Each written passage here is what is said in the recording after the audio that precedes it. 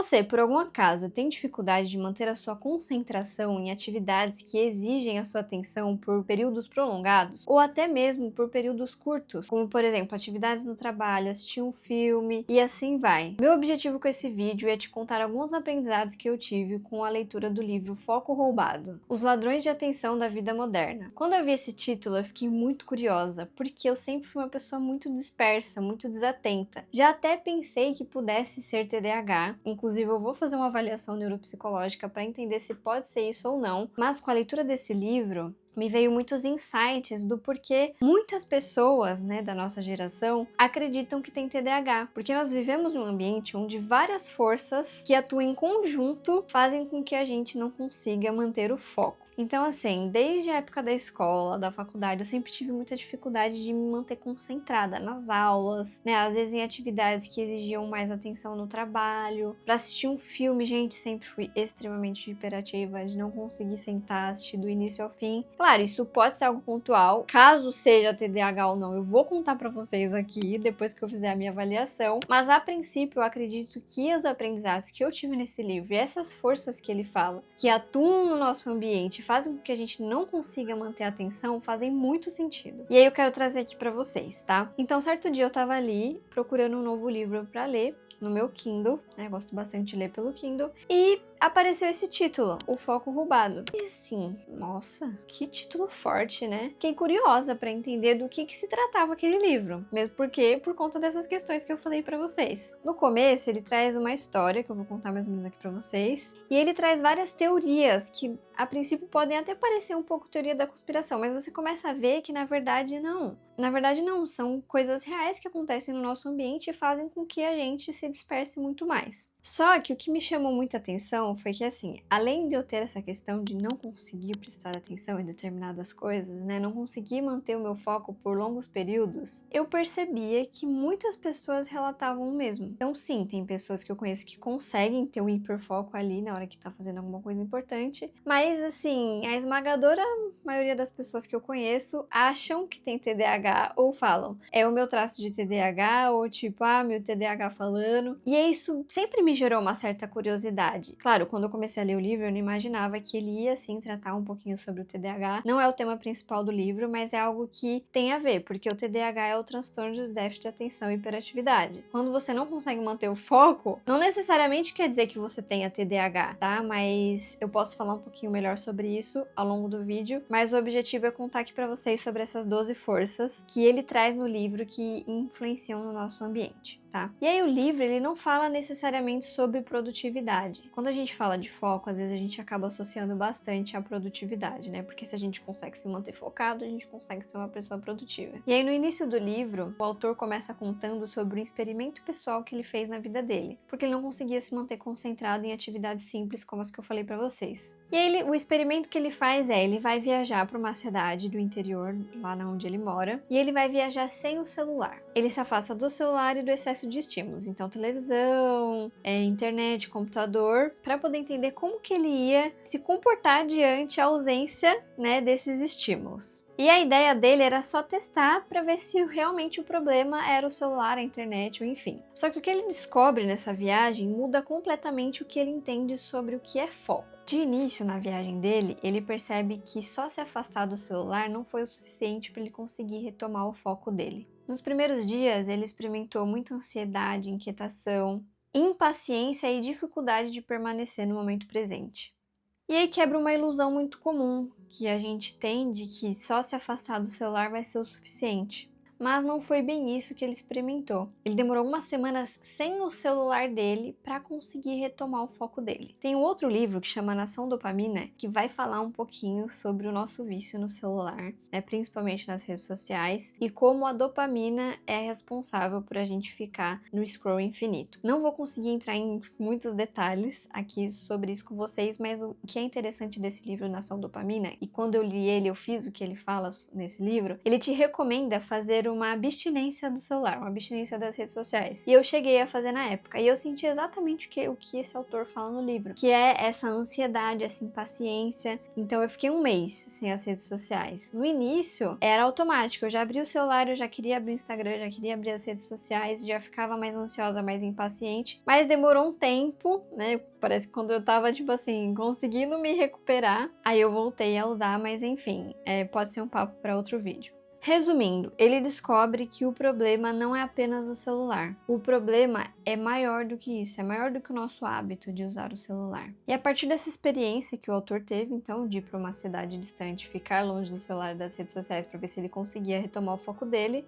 ele passa a deixar de se perguntar como eu posso me concentrar mais, para perguntar o que está acontecendo com o mundo que tornou a nossa atenção tão difícil. E aí sim ele descobre que existem forças profundas e sistêmicas, que é um pouco do que eu falei que pode parecer uma teoria da conspiração, que atuam ao mesmo tempo para a gente não conseguir se manter focado. Após essa viagem, ele começa a entrevistar vários cientistas, pesquisadores e pessoas que estudam temas relacionados à atenção para trazer para nós ali um compilado em 12 forças que fazem com que a gente não consiga se manter focado. E a primeira força é a velocidade e a troca constante. Uma das coisas que ele fala é que o mundo acelerou além do que o cérebro humano consegue acompanhar. E aí não é só a questão de fazer muita coisa, é querer fazer muita coisa ao mesmo tempo, ter muita troca de atividades. E aí cada troca de atividade que a gente tem, nas milhões de atividades que a gente tem no nosso dia, consome uma energia mental. E aí como a gente vive trocando de uma tarefa para outra, a gente nunca consegue entrar com profundidade naquilo que a gente gostaria de fazer. E o resultado não é só a nossa falta de foco, é uma fadiga cognitiva. Então, por exemplo, você tá ali trabalhando, aí você, beleza, tá fazendo determinada coisa, aí recebe uma notificação, seja no computador mesmo, uma notificação da empresa, no chat da empresa, no WhatsApp, no e-mail. Isso em si já quebra o seu foco. Aí você já abre o WhatsApp, já vai respondendo o WhatsApp, aí você volta pra outra tarefa. Assistir um filme é a mesma coisa, você tá assistindo um filme, recebe uma notificação, aí você pausa o filme, às vezes nem pausa, continua respondendo, continua vendo o filme. Isso consome uma energia mental muito grande. A força número 2 é o que ele chama de o colapso do estado de fluxo, que é um pouco da continuação da força 1. Então o fluxo é quando a nossa atenção ela se estabiliza e ela se aprofunda em determinada tarefa, que a gente nem vê o tempo passar fazendo aquilo. Mas sem fluxo tudo parece um pouco mais cansativo, um pouco mais irritante. E aí não é que a gente não saiba focar, a gente não consegue entrar nesse estado de foco. E aqui é importante falar que eu não tô generalizando, falando que você nunca consegue entrar no estado de foco ou eu nunca consigo entrar no estado de foco. Não é isso. É que a maioria do dia, a maioria das pessoas, principalmente com o uso da tecnologia, né, do celular, a gente entrou num padrão mental, um padrão de hábito de funcionar, aonde tudo que a gente faz é acompanhado de interrupções. E aí a força 3 é a exaustão como padrão. E o foco, ele exige energia. Se a gente tá exausto, a gente não vai conseguir focar. Se a gente usou toda essa energia para ficar alternando de tarefas, é como se não sobrasse energia pra gente focar naquilo que a gente precisaria focar. E aí que vem várias outras questões junto com isso. Nós estamos tentando manter o foco com os nossos corpos exaustos, com sono ruim e estresse constante. E aí no livro ele deixa isso muito claro. O nosso cérebro cansado, ele não se aprofunda, ele só entra no estado de sobrevivência. A força número 4. A força número 4 é a perda da leitura profunda. E aí o autor mostra que a dificuldade de ler não é falta de inteligência. É na verdade um cérebro É na verdade a consequência de um cérebro que foi É na verdade a consequência de um cérebro que foi treinado para estímulos rápidos. Editor, eu tô me perdendo um pouco porque tem um cachorro latindo no fundo e me atrapalha muito. Mas enfim, vamos tentando. Não tô conseguindo focar. Tema do vídeo. Socorro. Então, o nosso padrão é de prazer imediato. Por exemplo, quando a gente tá mexendo nas redes sociais e a gente tá scrollando o feed, a cada vídeo novo que a gente assiste é um boom de dopamina no nosso cérebro. A leitura, ela já não tem o mesmo boom, né? Ela não tem aquela novidade a cada segundo. Não, você precisa ali se concentrar, você precisa se aprofundar, você precisa se inteirar com a história para conseguir, né, ler sem interrupções. O que ele traz é que quando a leitura profunda desaparece, a nossa capacidade de pensamento também desaparece junto. Então, vocês concordam comigo que é muito mais fácil a gente passar horas e horas sem precisar pensar e se divertindo com memes que a gente tá assistindo ou com as coisas que a gente tá assistindo na internet, do que de fato se dedicar a sentar ali, ler um livro que exige uma energia, que exige que você pense, que vai trazer novas ideias, vai fazer com que você critique a sua própria existência, como por exemplo esse livro convida a gente a fazer, é muito mais difícil. A força número 5 é o fim da divagação mental. Como vocês podem ver, uma força vai tendo a ver com a outra. Então, se a ausência de leitura faz com que a gente não consiga manter um pensamento, crítico e complexo, é o fim da nossa divagação mental. Porque a mente, ela precisa vagar, ela precisa de ócio para criar. Ela precisa de ócio para criar sentido nas coisas. Mas hoje, toda a oportunidade que a gente tem, seja numa fila, seja sentar no sofá para descansar entre uma tarefa e outra, a gente faz o quê? A gente pega o celular e vai mexer. E então qualquer silêncio vira uso de tela. A gente não consegue simplesmente parar e ficar ali divagando, pensando, muitas vezes, certo? E aí, sem a divagação mental, não existe criatividade e nem clareza emocional, porque a gente não para processar as nossas emoções, os nossos sentimentos. É muito mais fácil, realmente, quando a gente tá ali numa dor, num luto, numa dificuldade, simplesmente deitar e ficar, enchendo a nossa cabeça com aquela dopamina barata. Força número 6. Economia da atenção. As plataformas, que são as redes sociais, elas não são neutras nessa história. Elas competem a nossa atenção porque a atenção virou dinheiro. E muitas vezes a gente se culpa por não conseguir sair dessa escrolagem infinita. Mas no final das contas, a culpa muitas vezes não é nossa. É porque o design dessas plataformas foram feitas pra gente se viciar. Tem um documentário na Netflix que... Deixa eu lembrar aqui. Peraí, deixa eu lembrar o nome.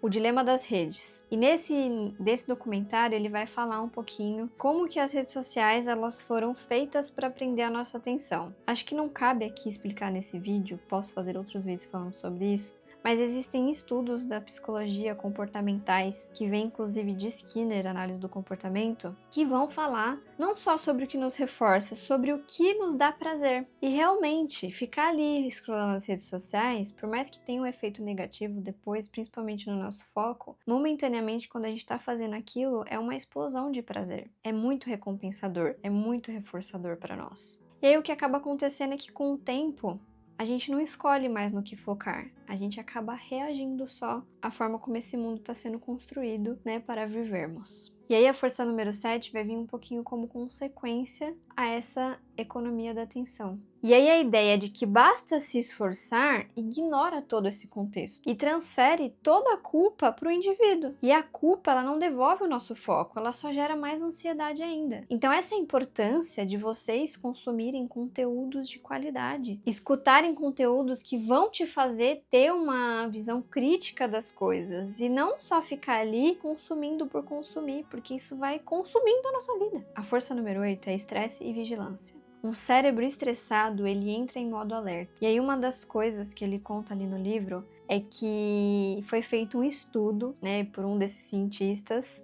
Em cada capítulo, em cada força que ele conta, tem um cientista que corroborou para ele trazer essas conclusões que ele traz em cada uma das forças. Apesar de parecer um pouco óbvio aqui, na hora que eu tô falando para vocês, essas reflexões, não são tão óbvias assim, Existem alguns estudos por trás. Um dos estudos que foi feito foi comparando cidades mais seguras com cidades mais perigosas e o nível de estresse de cada um desses indivíduos, no que mora na cidade mais perigosa e no que mora na cidade mais segura. E sim, foi constatado que pessoas que moram em cidades mais seguras têm menos problemas de comportamento com o foco do que pessoas que moram em cidades mais perigosas, como por exemplo, eu moro em São Paulo. Gente, São Paulo é uma cidade extremamente loucura, extremamente, agitação, perigo, se a gente sai na rua, se a gente sai com o carro, se a gente sai na rua com o celular, é o tempo todo você fica vigilante, você não consegue relaxar. E o foco, ele exige que a gente relaxe. Um cérebro em alerta, ele não consegue se aprofundar, porque pra gente conseguir sentar e focar naquilo que a gente gostaria de focar, a gente precisa estar num ambiente seguro. A gente precisa saber que não vai acontecer nada com a gente ali naquele momento, que, né, a gente está seguro. As forças 9 e 10 vão falar sobre corpo, ambiente e cérebro. Alimentação ultraprocessada, inflamação e poluição afetam diretamente a cognição. E é uma das coisas que os cientistas que estudam a alimentação ultraprocessada, inflamação e poluição trazem, que o nosso cérebro ele acaba respondendo ao nosso ambiente. Então você já ouviu falar que a gente é o que a gente come? Se a gente só come açúcares, alimentos ultraprocessados, tudo isso se torna uma bomba no nosso organismo e interferem sim na nossa capacidade cognitiva. A questão da poluição e da inflamação também. E aí quando eu tô trazendo um pouquinho dessas questões mais polêmicas, que é relacionada à alimentação, poluição e inflamação, até parece um pouco teoria da conspiração, mas existem estudos conclusivos que falam o quanto isso afetam sim o nosso cérebro. Na força número 11, ele vai falar um pouquinho sobre o TDAH. E aí aqui vem outra parte polêmica. O livro ele não nega o TDAH. O TDAH existe, ele é sim um transtorno complexo, ele é sim um transtorno importante. Se você já foi diagnosticado, se você passou por uma avaliação, se o TDAH já trouxe prejuízos para você e disfuncionalidades na sua vida e você realmente foi diagnosticado, você realmente precisa de ajuda de um profissional. Busque a ajuda de um profissional para tomar remédio ou não, a depender do caso. Mas a grande questão que ele questiona no livro é por que nós estamos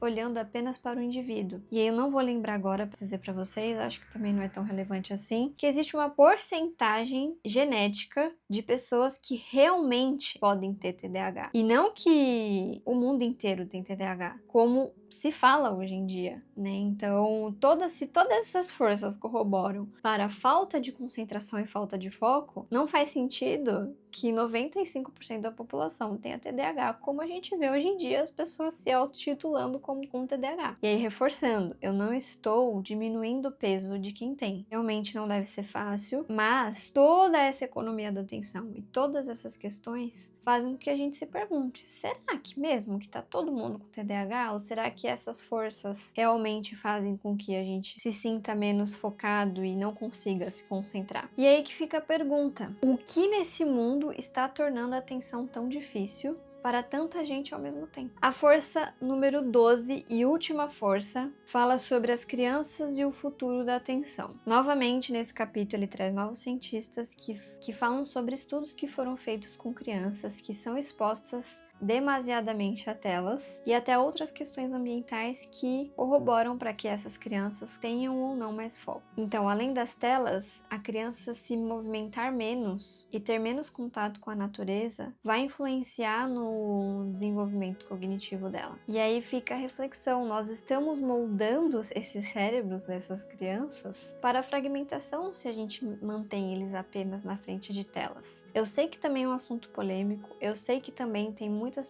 famílias, né, que não têm rede de apoio e precisam das telas para auxiliar, mas a grande reflexão que ele traz é que essas crianças dessas novas gerações é que elas não têm tantas oportunidades de brincar sozinhas ao ar livre e sem a intervenção de um adulto, o quanto às vezes a gente quer mandar na brincadeira da criança, não deixa ela usar a criatividade dela, ou às vezes deixa sim ela muito tempo na tela. Porque a criança, ela não tem discernimento sobre si. Se nós que temos discernimento, para nós já é difícil, imagine para uma criança. Então, assim, nós precisamos nos conscientizar para tentar manter uma educação mais saudável para essas crianças. E lembrando, eu não estou demonizando o uso de telas. Acredito que é sim importante. Eu tenho sobrinhos. Quando eu fico com eles, às vezes eu recorro a telas, mas sim me esforço para que eles tenham momentos de brincadeira também. E aí o fechamento que o autor traz é a rebelião da atenção. E ele não vai propor requisinhos para a gente conseguir se manter mais focado. Ele vai propor uma mudança de percepção do nosso ambiente. Então não é sobre nós produzirmos mais, é sobre nós recuperarmos a nossa autonomia sobre aquilo que a gente gostaria de fazer, para que a gente de fato consiga entender quais são essas forças que estão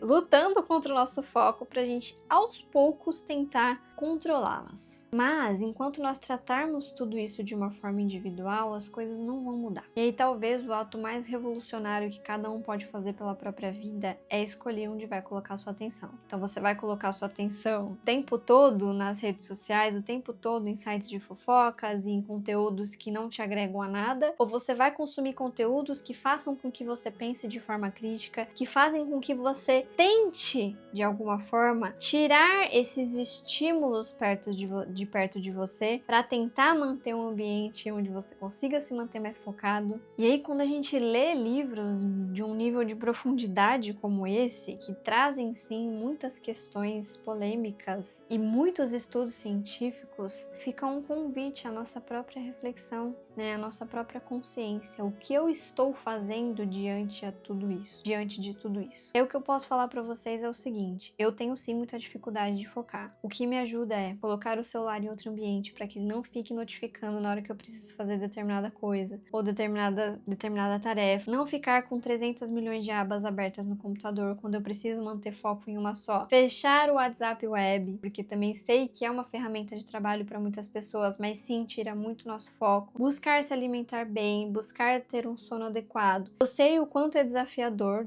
todas essas questões, mas quanto mais consciente a gente se tornar, mais a gente vai conseguir olhar para cada uma dessas forças de maneira isolada e ir ajustando elas no nosso dia a dia. Eu até baixei um aplicativo no meu celular, se não me engano, ele chama P-Block. Eu acabei pagando ele numa assinatura mensal, posso colocar aqui o link aqui na descrição do vídeo para vocês, e ele bloqueia os aplicativos por determinados horários, então eu só posso mexer ali nos horários que eu configurar, e é bem difícil de burlar, diferente daqueles tempos que você coloca diretamente no celular, no iPhone ou no Android, você consegue burlar clicando 2 vezes. Esses outros aplicativos não, a gente consegue ter um controle maior ali de não simplesmente clicar em 2 botões e desbloquear, não, porque aí quando você pega, você precisa se manter focado, você vai pegar, vai abrir ali a rede social, ela não vai abrir, porque vai estar bloqueada por esse aplicativo. É uma das coisas que também tem me ajudado. Bom, gente, é isso. Foi muito difícil de gravar esse vídeo, gostaria de deixar aqui pra vocês. Meu celular deu vários problemas de memória, porque tava cheio. É um dos primeiros vídeos que eu faço com roteiro e com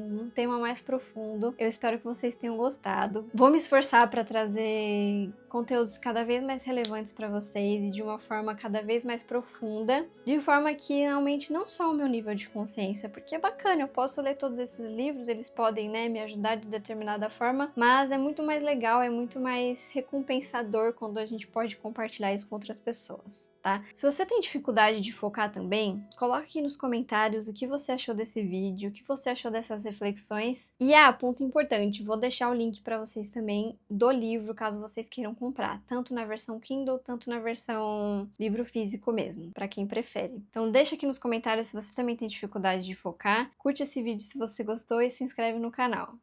Beijos e até a próxima!